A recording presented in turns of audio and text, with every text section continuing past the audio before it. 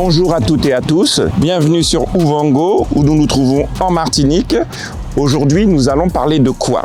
Nous allons parler d'une marque malheureusement méconnue du grand public motard, mais connue des anciens. Donc c'est une marque légendaire donc, qui a connu des périodes plus ou moins honoreuses, plus ou moins fastes, mais qui a redoré son blason à partir du rachat par le groupe Piaggio. D'accord? Donc nous allons parler de la Moto Guzzi V85 TT, dernier trail en date de la gamme Moto Guzzi. Nous allons commencer par l'esthétisme.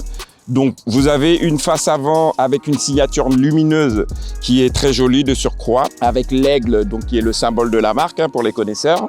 Donc la marque a fêté ses 100 ans l'année dernière en 2021. Moto Guzzi ont représenté donc ce petit autocollant sur toutes les Moto Guzzi de 2021. Nous avons une face avant avec un double optique et une petite signature lumineuse que moi je trouve magnifique, accompagnée d'une bulle avant fumée, donc tout ça de série. Un garde-boue version trail.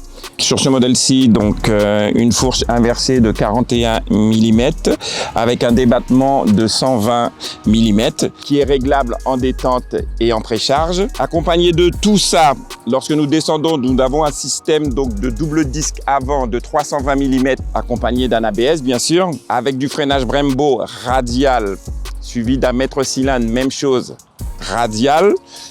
Ça freine, c'est du Brembo. Une jante à double rayon croisé de 19 pouces pour l'avant. Pour l'arrière, nous avons une jante de 17 pouces, toujours à double rayon. Sur le côté, vous avez le réservoir qui a une très belle contenance, qui est de 23 litres. Vous avez le moteur dont nous parlerons tout à l'heure, donc qui est en V et qui ressort. Bon, moi je trouve ça joli, puisque les Italiens ils savent faire des belles choses. Au niveau du tableau de bord, nous avons, comme tout ce qui se fait maintenant de nos jours, donc un écran TFT donc de 5 pouces en couleur, très pratique, très fonctionnel, très intuitif. Les commandes de base que vous connaissez, donc nous avons les warnings, donc les feux de détresse. Nous avons 5 modes, dont un mode personnalisable.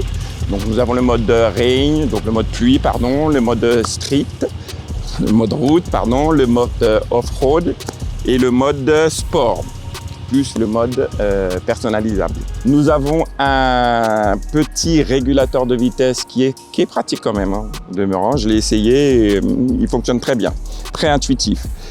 Les clignotants, même chose, qui se retirent automatiquement. Donc de nos jours, c'est quand même appréciable sur ce type de véhicule parce que c'est vrai que des fois on le met et puis on a tendance à l'oublier. Là, il se retire tout seul.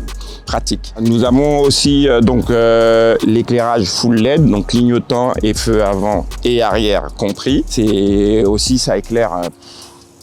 C'est une tuerie. Les pare-mains pour la partie off-road, très pratique aussi et très protecteur. Les deux rétroviseurs, donc, ils sont réglables en haut et en bas. Donc, nous redescendons sur la partie basse donc, de la moto où nous avons un sabot moteur aussi qui protège quand nous faisons du off-road. Et puis, ça participe aussi à la ligne de la moto. Moi, j'aime bien. Il est en alu. Très, très, très joli. La selle, très confortable, en tout cas en solo et en duo, qui s'ouvre pour pouvoir accéder à la batterie, comme vous pouvez le constater. La hauteur de selle est de 830 mm. Pour les personnes courbes de taille, on sera sur la pointe des pieds. Donc, le réservoir, nous en avions parlé tout à l'heure, d'une contenance de 23 litres. Vu la consommation du moteur qui se situe aux alentours des 4 litres 9, 5 litres, donc ça fait une très belle autonomie. Lorsque nous tournons, donc nous avons ce porte-bagages qui permet de recevoir 2 valises latérales et un top case. Toujours dans la gamme Moto Guzzi, vous avez la Travel où ils sont d'origine. Là, nous avons une version standard. On peut les avoir en option ou en accessoire. Le pot d'échappement, donc même chose en partie haute qui va avec la moto. Il n'y a pas de problème particulier. Le bras oscillant arrière, donc il y a un bras double. Sur certaines Moto Guzzi, c'était un monobras. Bon, là, c'est un bras double. Comme j'ai dit, donc il arrive sur un disque de 260 mm, toujours couplé d'un ABS et d'un freinage Brembo. Amortisseur arrière, même chose avec une bonbonne séparée. L'amortisseur donc qui est réglable en précharge et en détente. Nous avons donc 120 mm de débattement. Les cale-pieds donc sont rétractables pour le passager arrière et pour l'avant aussi. C'est bien pratique en cas de chute, même à l'arrêt, ça permet de ne pas casser le cale-pied. Donc le garde-boue participe, il fait sa fonction, c'est-à-dire il nous protège de la boue et de toutes les éclaboussures générées par la roue arrière. Il est efficace, il n'y a rien à dire à ce niveau-là. Il n'est pas trop encombrant, pas trop épais, il fait bien son travail. Donc nous arrivons sur la partie moteur et transmission, dont nous allons nous attarder un petit peu. Donc le moteur, comme toutes les motos Guzzi de l'époque et d'aujourd'hui, est un moteur à 90 en V, donc comme les 2 chevaux pour ceux qui ont connu. Donc c'est un bruit particulier et surtout c'est un couple de renversement qui est la marque de fabrique de la marque Moto Guzzi.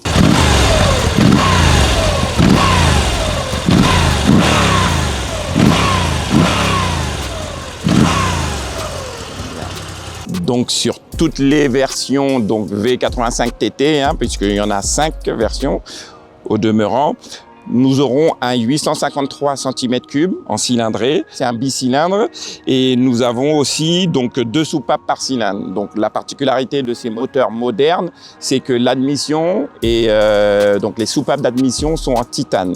Donc c'est très pratique, c'est très léger et ça permet justement d'avoir cette douceur de fonctionnement et ce couple. Le moteur délivre 80 chevaux à 7750 tours minute et nous avons 82 Nm à 5000 tours minute de couple. C'est appréciable et ces couples, même en bas et à moyen régime, ça repart tout de suite. Il y a la force moteur qui vous propulse et dans une onctuosité, c'est vraiment appréciable. Ils ont fait des vrais progrès parce que ce moteur, faut savoir quand même qu'il a quand même une grosse vingtaine d'années. C'est le moteur aussi qui équipe, qui équipait donc les V9, qui équipait aussi les Breva, qui équipait les Grisot et ils l'ont vraiment amélioré d'ailleurs pour qu'ils puissent passer aux normes Euro 5. Donc la transmission finale sur ce modèle, comme tous les modèles de la gamme Moto Guzzi, se fait par une transmission finale par cardan. Il y a 2 points positifs au niveau du cardan, c'est que ça procure une douceur et une onctuosité que les chaînes ne procurent pas. Et puis, on n'a pas besoin de les entretenir. En tout cas, pas tous les mois ou pas toutes les 8 sorties pour pouvoir graisser la chaîne. Là, c'est automatique.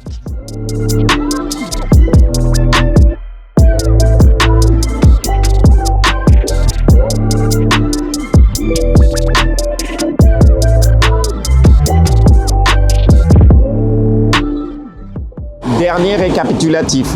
Donc nous avons une machine, une moto donc de 800 cm3, 850 cm3.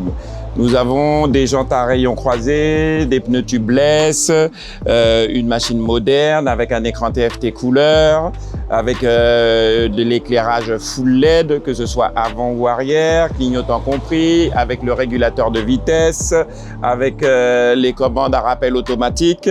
Vous avez tout ça pour un tarif de 13 990 € en Martinique. Donc, sautez le pas. Nous allons arriver sur les points positifs et points négatifs, enfin je dirais plutôt points forts et points faibles. Donc nous allons commencer par les points forts. La ligne, à l'italienne, ça on s'en lancera pas. Les Italiens ils savent faire des belles motos, ils savent faire des belles choses, ça on peut pas leur retirer. Deuxième point positif, donc vous avez le cardan qui est magique tout simplement. Vous avez aussi les rayons croisés avec les pneus tubeless, ça aussi à mettre dans les points positifs. J'aime bien aussi le couple de renversement dû au moteur transversal sur ce type de moto. Ça aussi c'est magique à mettre dans les points forts. Maintenant, des points faibles, il en faut. Donc moi je trouve que le klaxon n'est pas assez audible quand vous êtes en interfile. Il n'est pas assez présent, assez fort. Donc deuxième point négatif, à mon goût personnel, je trouve qu'il manque un peu de couple quand on est tout en bas du compte-tours. Quand on est sous 2000 tours, c'est vrai que le moteur, il lui manque un peu de couple, un peu de force moteur. Sinon, impeccable. Niveau du confort, on est au top. Niveau de la ligne, on est au top. Niveau de la consommation, même chose, on est au top. Niveau de la fonction off-road, on est au top. On a toutes les commandes des motos modernes. Non, nous sommes au top. Merci de nous avoir suivis sur Ovango. Donc n'hésitez pas à vous abonner sur la page YouTube, la page Facebook ainsi que Instagram pour voir et revoir tous nos reportages. Et je vous dis à très bientôt.